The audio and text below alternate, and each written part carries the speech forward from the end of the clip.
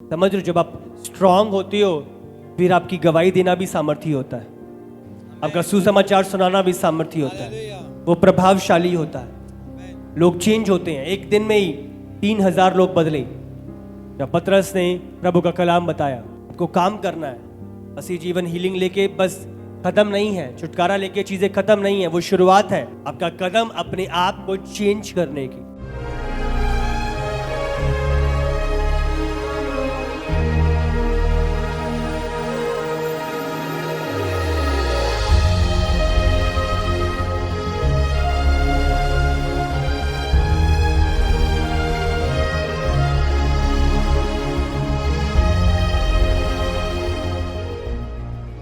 यूहन्ना 1 उसका 6 और 7। एक मनुष्य प्रभु की ओर से आ उपस्थित हुआ जिसका नाम यूहन्ना था। ये गवाही देने आया कि ज्योति की गवाही दे ताकि सब उसके द्वारा विश्वास लाएं। इस अंतिम समय में हमारा एक उद्देश्य लोगों तक सुसमाचार ले जाना, उस ज्योति को ले जाना, उस सत्य को ले जाना, ज्योति की गवाही देना ताकि लोग उसके द्वारा विश्वास लाएं। बाइबल में क्या है? पाखरू तुम पर उतरेगा तो मेरे गवाह ठहरोगे। यहूदिया, सामरिया और दुनिया के छोर छोर तक तुम मेरे गवाह ठहरोगे। पहला तिमोथियुस 2 उसका 3 से 4। ये हमारे उद्धारकर्ता परमेश्वर को अच्छा लगता और भाता भी है। वे ये चाहता है कि सब मनुष्यों का उद्धार हो और वे सत्य को भली भांति पहचान लें। तो ये अंतिम समय का जो एजेंडा है प्रभु का, छोर छोर तक प्रभु का कलाम पहुंचाया जाए, हम विटनेस करें।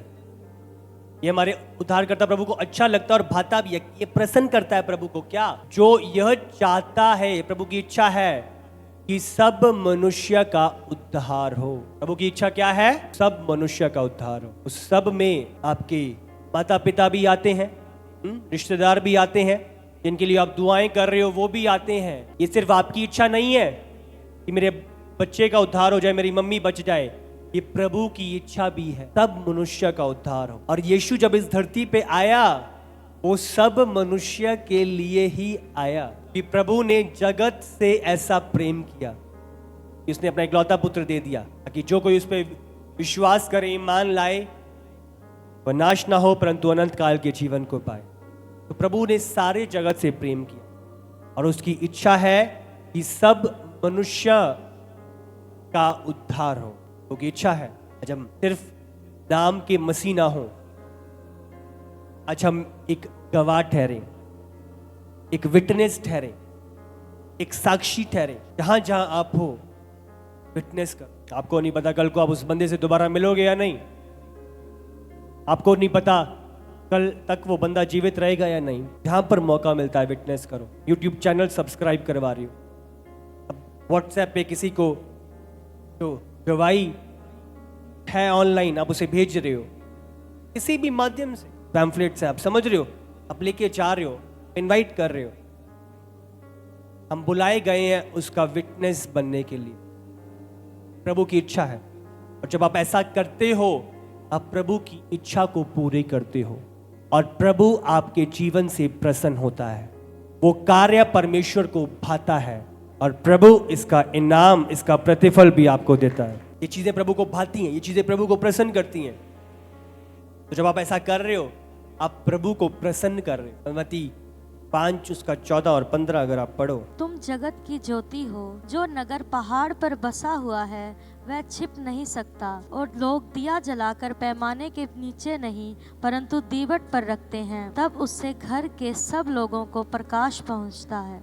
ये लाइट ऊपर लगाई हुई है, ये प्रकाश दे रही। इसी से प्रभु चाहता है हमारे जीवन के द्वारा लाइट, प्रकाश औरों तक पहुंचाया जाए। अगर आप पढ़ो आगे 13 पढ़ेंगे 13। तुम पृथ्वी के नमक हो, परंतु यदि नमक का स्वाद बिगड़ जाए तो वह फिर किस वस्तु से नमकीन किया जाएगा? फिर वह किस काम का नहीं, केवल इसके कि बाहर फेंका जाए और मनुष्यों के पैरों तले रौंदा जाए। हम पृथ्वी का नमक प्रभु ने ठहराया है, जो धरती पर स्वाद को स्थापित करे, जो एरियाज में सत्य को स्थापित करे। आज अगर बुराई बढ़ रही है तो आप नमक हो, आप सत्य को स्थापित करने के लिए ठहराए गए हो। चीजें उलझ रही हैं, चीजें ठीक टेस्ट नहीं कर रही, आपको नमक बन के उस चीज को सही करना है। हम पृथ्वी के नमक बुलाए गए हैं ताकि जो रियल स्वाद है उस चीज का, उस जगह का, वो बाहर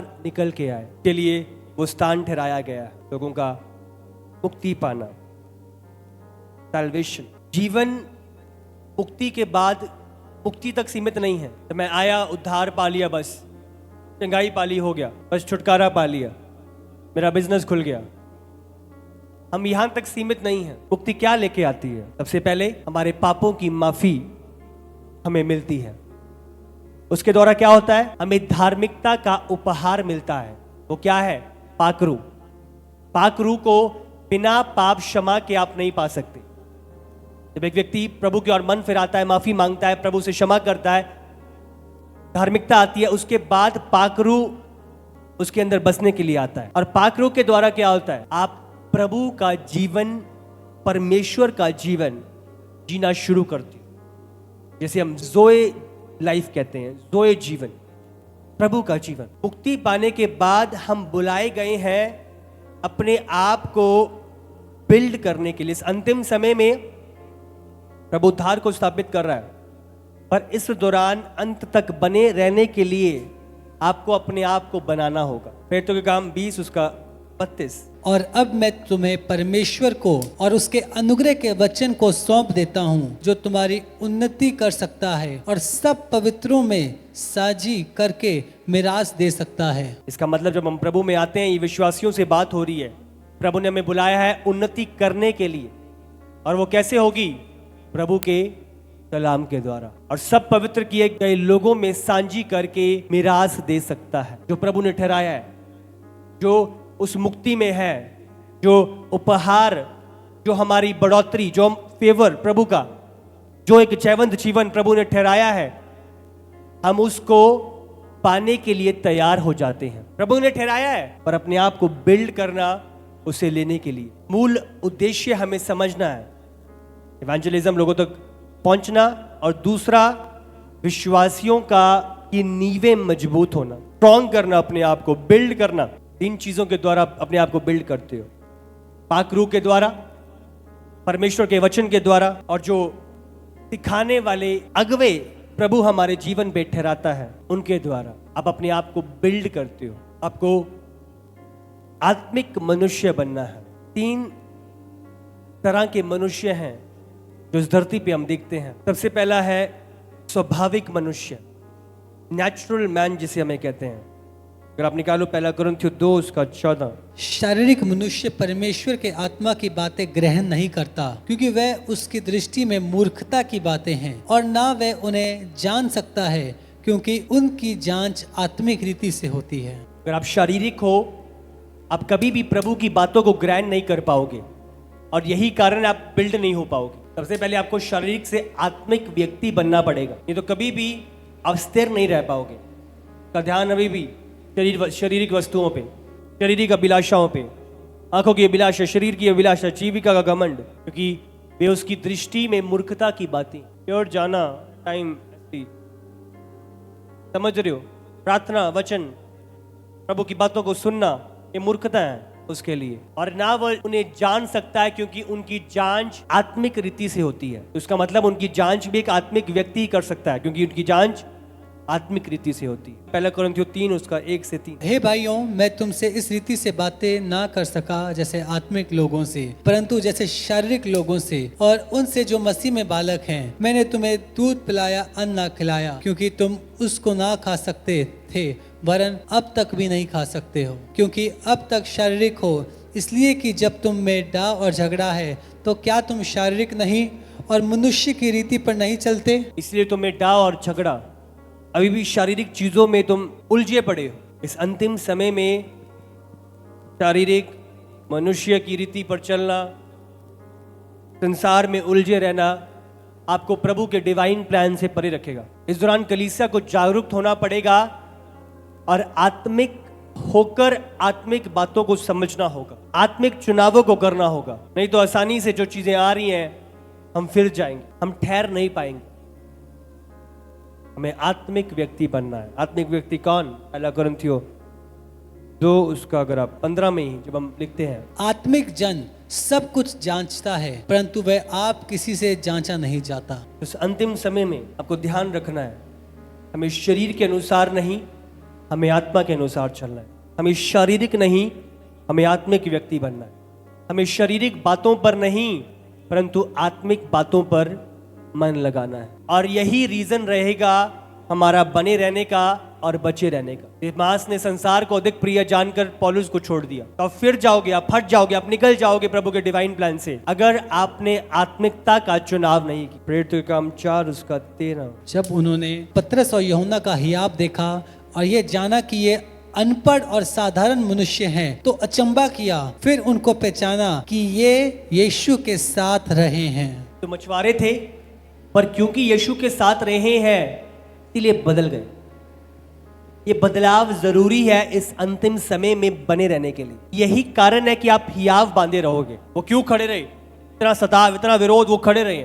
वो हियाव देख के लोग अचंबा हो गए। क्या जाना कि यीशु के साथ रहे हैं, और यीशु के साथ रहने के कारण क्या हुआ? वो बदल गए। पहले शारीरिक थे, शारीरिक चीजों पे ध्यान था, शारीरिक सोच थी, ये आएगा तभी काम चलेगा, तभी रोटी मिलेगी। और अब क्या हो गया? का ध्यान आत्मिक वस्तुओं पे। आप प्रभु की हजूरी में रहते हो, आप प्रभु को काम करने देते हो, प्रभु चीजें उंडेलता है आपकी लाइफ में। आप बैठे हो, अभी आप सुन रहे हो प्रभु की बातों को। ये क्या है? यीशु के साथ रहना। अब समझ रहे हो? प्रभु की बातों को सुनना क्या कर रहा है? आपको चेंज कर रहा है। शारीरिक से आप आत्मिक बन रहे हो। प्रभु का आत्मा आप पर काम कर रहा है, आप पर नियंत्रण ले रहा है। आप अपने आप को, अपना कंट्रोल प्रभु को दे रहे हो, चेंज किए जा रहे हो। हालेलुया। इस अंतिम समय में आत्मा में चलना वही होगा हियाव से चलना। प्रेरितों का काम 4 उसका 33। प्रेरित बड़ी सामर्थ से प्रभु यीशु के जी उठने की गवाही देते रहे और उन सब पर बड़ा अनुग्रह था।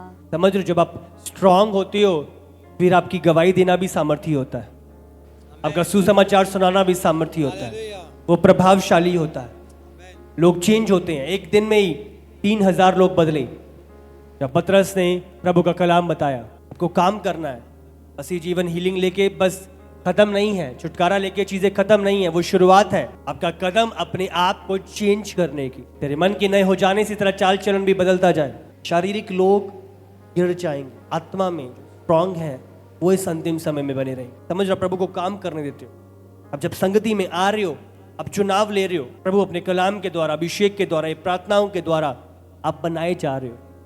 प्रभु आपको चेंज कर रहा है, कन्वर्ट। अब समझ रहे हो? प्रभु आपको बदल रहा है। यिर्मयाह 6 उसका 16। यहोवा यूं भी कहता है, सड़कों पर खड़े होकर देखो और पूछो कि प्राचीन काल का अच्छा मार्ग कौन सा है, उसी में चलो और तुम अपने अपने मन में चैन पाओगे। पर उन्होंने कहा, हम उस पर ना चलेंगे। आत्मिक बातों की खोज, भूख और प्यास, आत्मिक मार्गों पर जाने का चुनाव करना। खोज में रहते हो, जो दिखता है वो नहीं, प्रभु की अगुवाई को मांगते और पाते हो।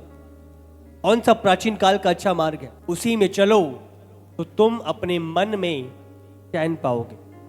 उसमें चल के हम चैन पाएंगे, उसमें चल के हम चैन पाएंगे। अंतिम समय में आत्मा में चलना, शरीर के अनुसार नहीं, आत्मा के चलाए चल। हालेलुया।